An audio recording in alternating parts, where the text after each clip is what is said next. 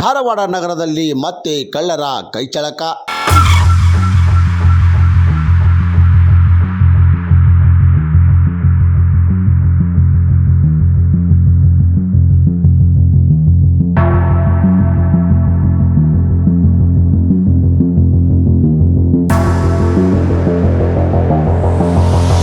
Vidyagiri police ಠಾಣಾ ವ್ಯಾಪ್ತಿಯಲ್ಲಿ ಹತ್ತಿಕೊಳ್ಳ 2ನೇ ಕ್ರಾಸ್ನಲ್ಲಿ ಕಳ್ಳತನ ಘಟನೆ ವರದಿಯಾಗಿದೆ.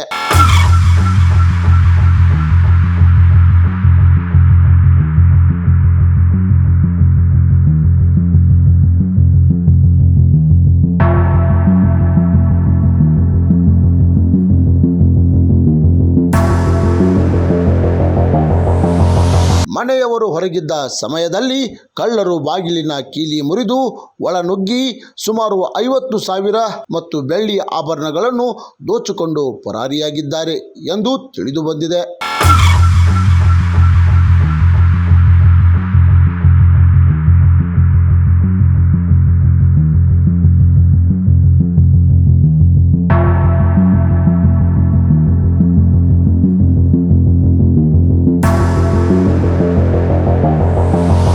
ಈ ಘಟನೆಯ ಮಾಹಿತಿ ದೊರಕುತ್ತಿದ್ದಂತೆ ವಿದ್ಯಾಗಿರಿ ಠಾಣೆಯ ಪೊಲೀಸರು ಸ್ಥಳಕ್ಕೆ ಧಾವಿಸಿ ಪರಿಶೀಲನೆ ನಡೆಸಿದ್ದಾರೆ.